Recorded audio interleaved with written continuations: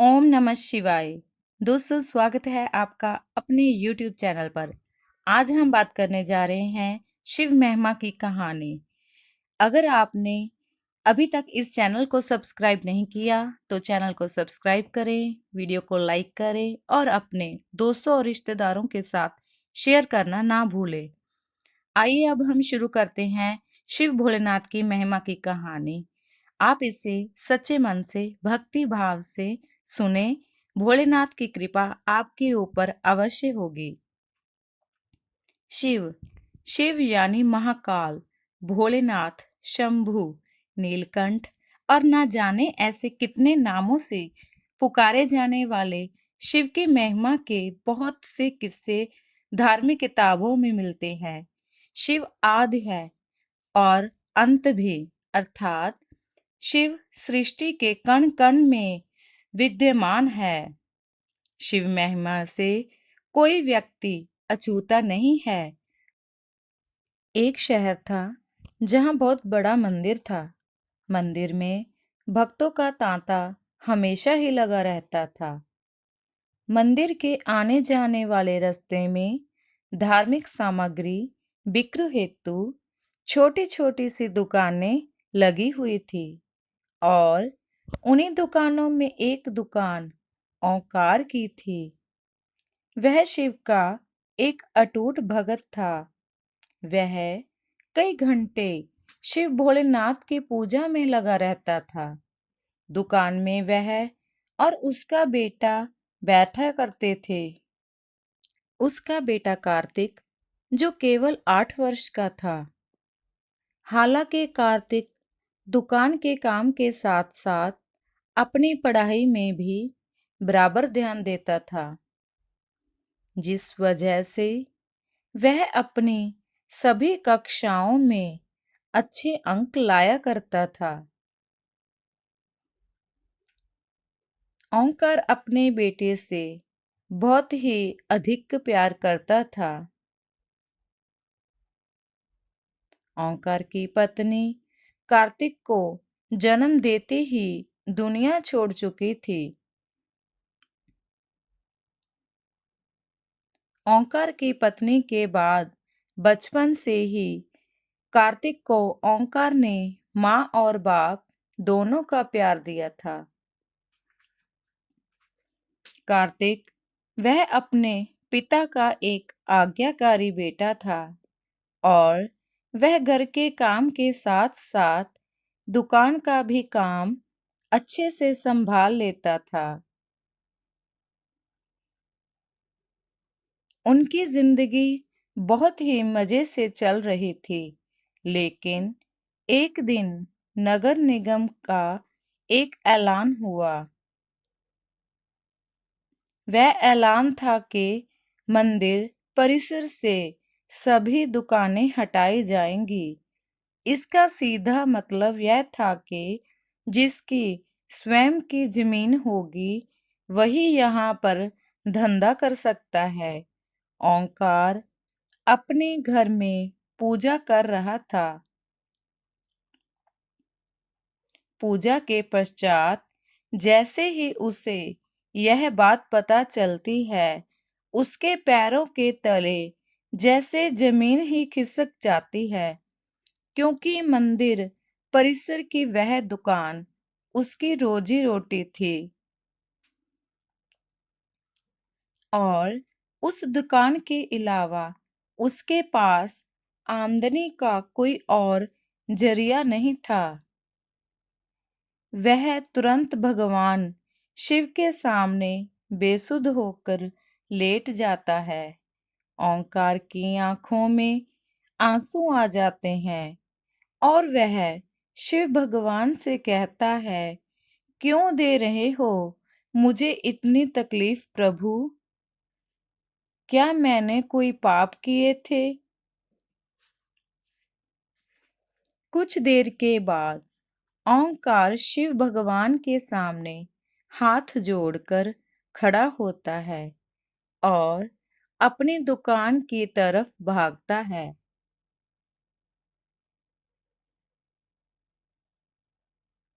सभी दुकानदारों को दुकान से सामान खाली करने के लिए 1 दिन का समय दिया जाता है, जिसके लिए लाउडस्पीकर से लगातार सारे मंदिर परिसर में सरकारी ऐलान होता रहता है और सरकार के इस फैसले का सभी विरोध कर रहे होते हैं, लेकिन मंदिर में भक्तों की संख्या बढ़ने की वजह से रोड का चौड़ीकरण करना भी तो अनिवार्य था। हालांकि प्रशासन ने मंदिर से थोड़ा दूर एक सरकारी जमीन में दुकानें बनाने की इजाजत दे दी थी, लेकिन उन जमीनों को लीज पर दिया जाना था और लीज की रकम लगभग जमीन की कीमत के बराबर ही पहुंच रही थी, जो कि ओंकार की पहुंच से बाहर थी।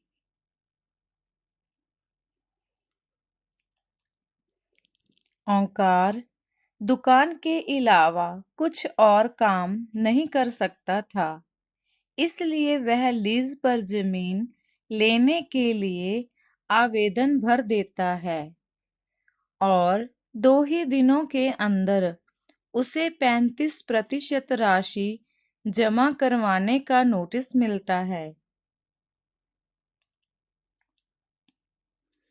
उसने कई सालों से दुकान से पैसे कमाकर जोड़े थे, इसलिए उसके पास लगभग आधी राशि तो उपलब्ध थी।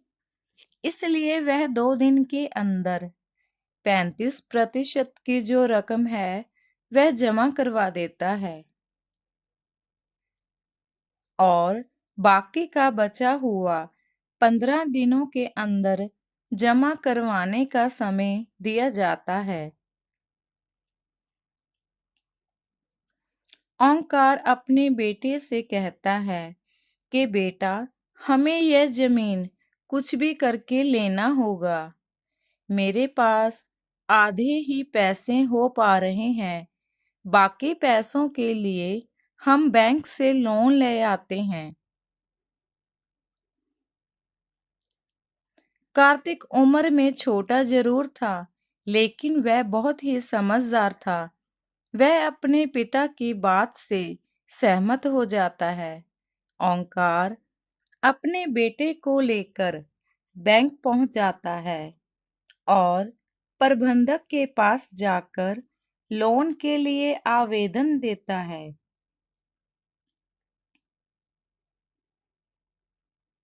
बैंक प्रबंधक उससे कहते हैं कि हम आपको बैंक लोन तभी दे सकते हैं जब कोई ऐसा व्यक्ति आपकी गारंटी दे जिसकी खाता हमारे बैंक में हो। ओंकार इस बैंक से संबंधित किसी व्यक्ति को नहीं जानता था।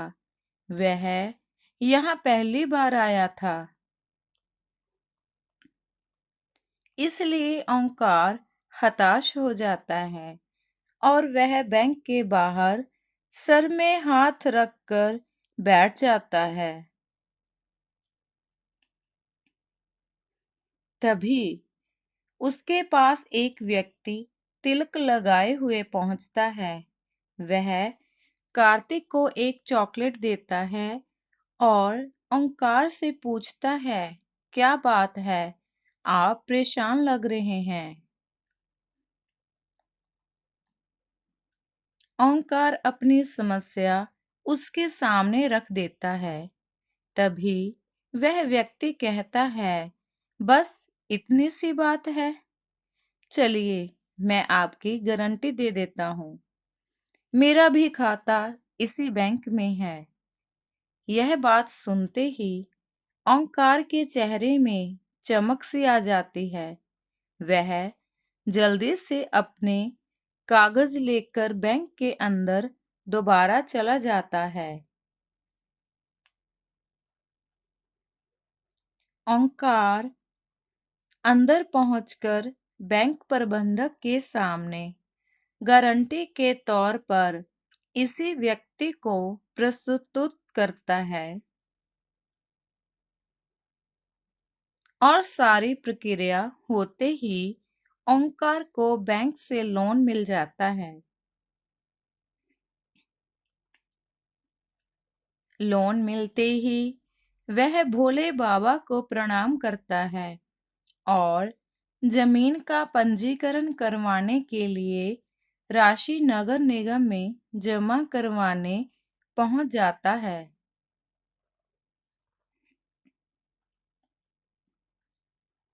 राशि जमा होते ही ओंकार को जमीन दे दी जाती है। 2 दिनों के अंदर ओंकार लकड़ी की दुकान बनवा लेता है। दुकान बनवाने के पश्चात ओंकार दुकान के अंदर सबसे पहले शिव भोलेनाथ जी की मूर्ति स्थापित करता है और इसके बाद अपने धंधे की शुरुआत कर देता है। उसे लोन चुकाने का टेंशन खाए जा रहा था। ओंकार की दुकान सबसे आखिरी में थी, इसलिए उसकी दुकान में कम ग्राहक पहुंचा करते थे। वह इतना भी पैसा नहीं कमा पा रहा था कि उसके प्रतिदिन के खर्चे पूरे हो सके। इसलिए ओंकार परेशान रहने लगा। एक दिन उसकी दुकान में वही व्यक्ति फिर से आते हैं जिन्होंने बैंक में उसे लोन की गारंटी दी थी। उन्हें देखते ही ओंकार अपनी दुकान में बैठने को कहता है और जल्दी से उनके लिए चाय नाश्ते का इंतजाम करता है। और जैसे ही वह व्यक्ति ओंकार से उसकी दुकान के हाल चाल के बारे में पूछते हैं तो वह अपना दुखड़ा रोने लगता है। वह व्यक्ति शिव की मूर्ति को नीचे रखे देख ओंकार से कहते हैं, तुमने शिव भगवान को ऐसे क्यों स्थापित किया है? उनके लिए छोटा सा मंदिर बना लो, तुम्हारा कल्याण हो जाएगा। और इतना कहकर वह वहां से चले जाते हैं। उनके जाने के पश्चात ओंकार उस व्यक्ति के जाते ही अपने काम में लग जाता है। 1-2 महीने के अंदर ओंकार की हालत बदतर होने लगती है। वह कर्ज में डूबता जा रहा था, लेकिन इसके बावजूद वह शिव की पूजा में उतना ही समय देता था जितना हमेशा से देता आया था।